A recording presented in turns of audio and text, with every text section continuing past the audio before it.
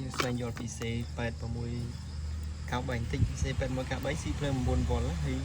បើយើងដូរធ្វើការផ្លាស់ប្ដូរសេថ្មីនៅតែលឺយើងអាចធ្វើវិធីតេស្តបន្តិចគឺយើងយក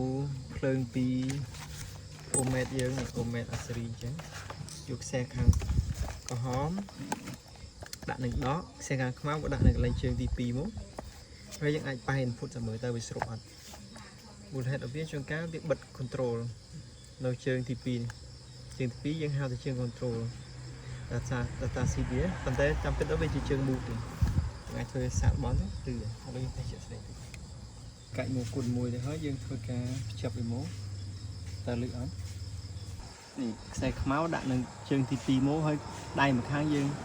ប៉ះទៅ input វាស្រូបអត់ជាមួយឃើញស្រូបអត់យើងដកខ្សែខ្មៅចេញអត់ស្រូបទេអញ្ចឹងវាបិទវាអត់មានអីទៅជាទេ